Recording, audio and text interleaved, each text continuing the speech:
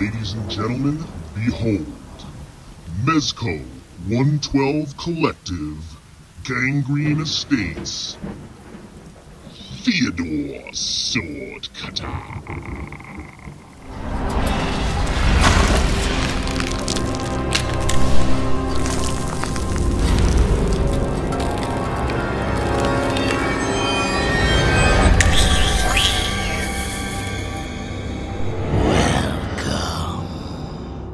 Gangreene Estates.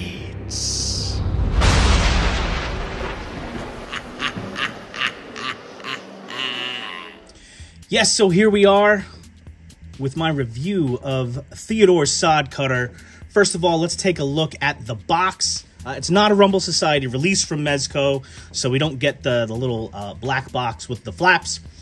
Instead, we've got the more standard cardboard box for Theodore Sodcutter. We do get the gold emblem because it is a Mezco exclusive.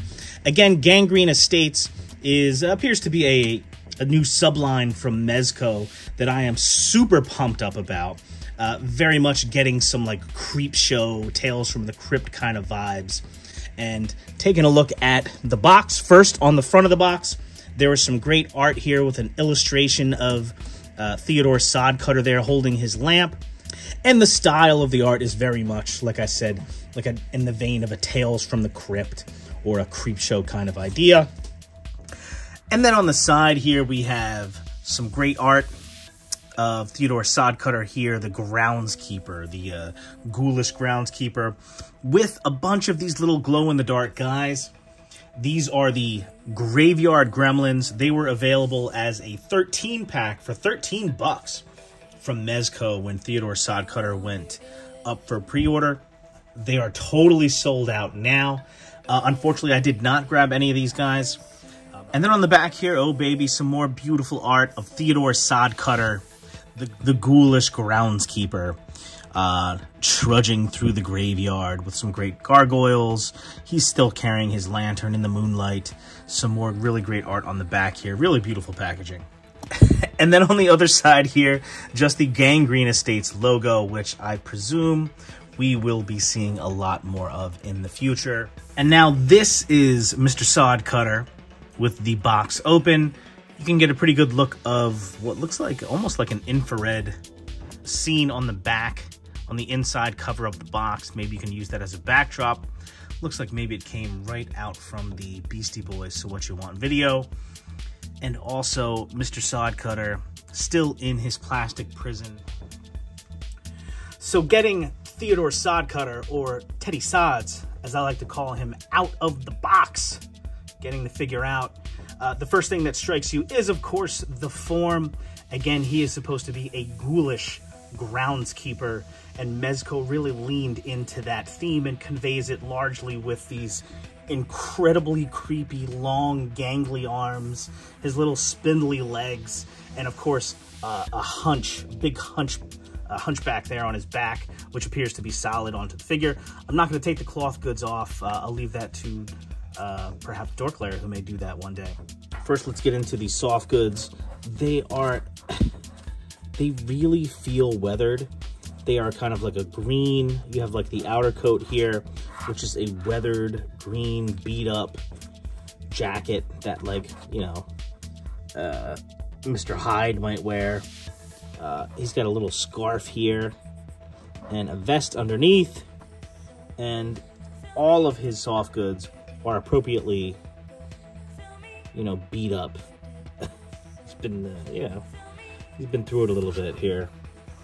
You know, part of what makes this figure so unique and different is not just, like, the soft goods almost have like a velour feel to them. And yes, we have wired trench coat here. And he's got the super long limbs here.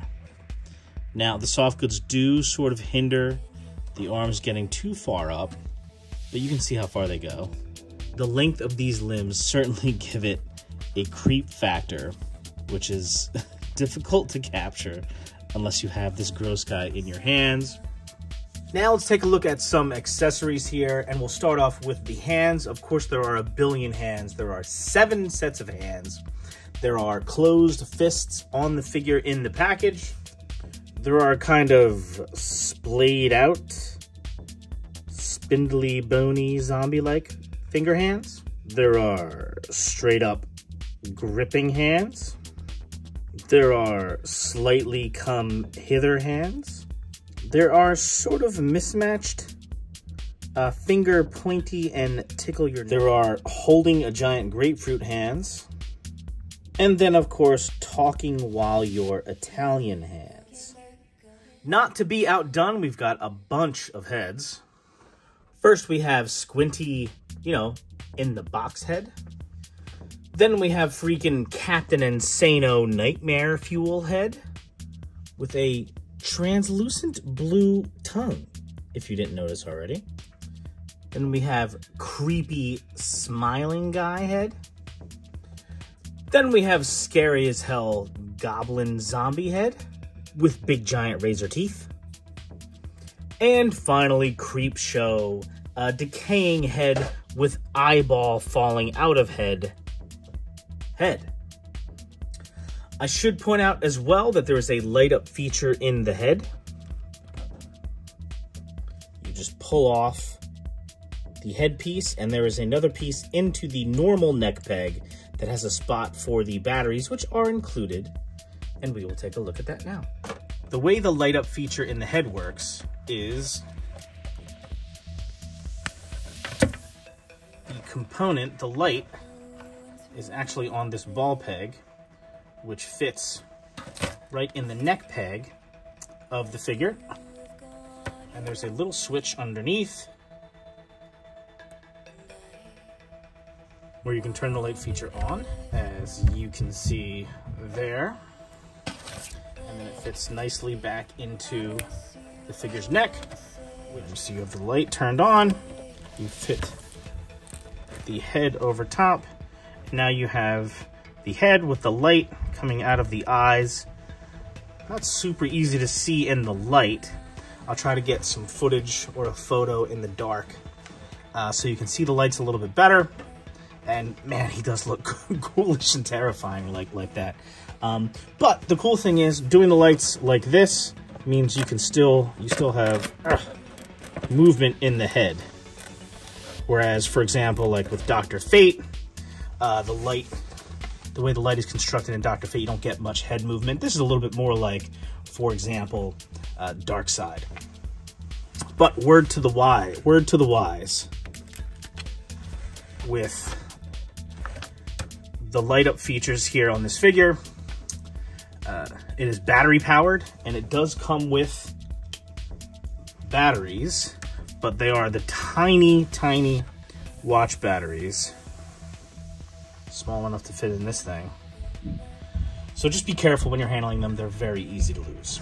I'm still in a room with a light on, but inside my little photo booth here, I've turned those lights off and the backlight behind me, and you can kind of see now like how much light can really come out of those eyes. The eyes are like popping out of the head, and the light's really coming through there. So very cool. I'm a sucker for light up features, so good job, Mezco. There's Smiling Face with the lights on. Or Grinning Face with the lights on. Psycho Screaming Head with the lights on. And then for good measure, here is Decaying Face with the lights on. Now, with this head, the light doesn't come through the eyes so much as out the cheeks there. Very gnarly. So the light is not as prominent with this head. I should bring out another accessory that Teddy Sods has, and that is this lantern that he is seen carrying in the Mezco stop motion animation video. This also lights up. However, I will say I had a little trouble with the batteries here. So the way it works is there's a door underneath. You pry that out, and the batteries fit right in the bottom of the lantern, and there's an on-off switch. However, as you can see, nothing's coming on, And I think that's because the battery compartment just is a little loose in there. So the fix that I came up with, all right, so not the easiest thing to deal with in the world, but the way the batteries are on the bottom, it's just too loose. And I had to wedge like a piece of paper in between the batteries, so I got contact on both sides and got the lantern to light up. And then once you do that, it does stay on. So there we go. That's Teddy Sods with his lit up lantern there. Which brings us to some more of Theodore Sodcutter's accessories that he comes with, including this top hat. You can see some cool wrinkles sculpted into the hat there. This bowler hat, so he's looking snazzy. This shorter scrunched down hat, which I think is my favorite so far. We have a pickaxe, which, the handle of which is appropriately spindly and craggly. A shovel, because of course the ghoulish groundskeeper would need to dig up some graves.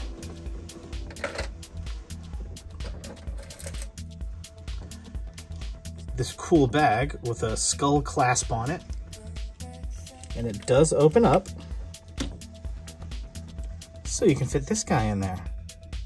Because what ghoulish groundskeeper is complete without a severed, gangrenous dead head?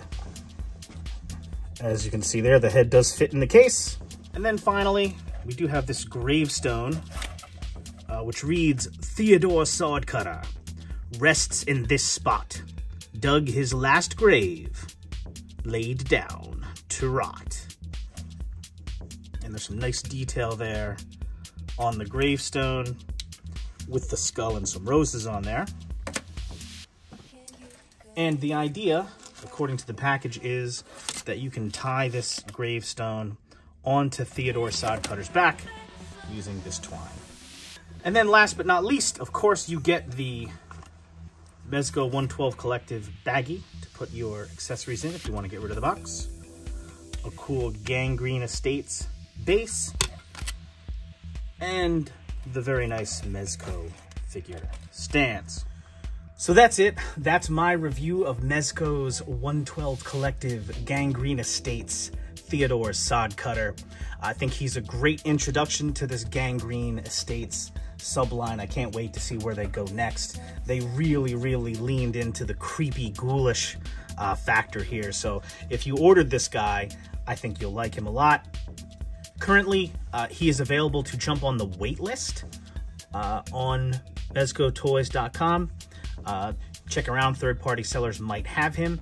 Every once in a while, those wait lists on Mezco do come through. So if you're into it, maybe you want to give him a shot. One more time, thanks for watching. If you dug the video, please throw us a subscribe, like the video, share it with your friends if you will. And don't forget to hit that notification bell so you know when I have a new video that's posted. And also, I've been going live right here on the YouTube channel, simulcast in the Dork Lair Collectors Group every Saturday. A little something we like to call Saturday Day Live on the Saturday afternoons here with my good buddies Ryan Gonzalez and Eric LeBron. We're going to keep doing that as much as we can. So come join us. If you hit that notification bell, you'll get notified when we do go live and you can hop in and tell us what you think. All right. Until next time, remember the #1 rule.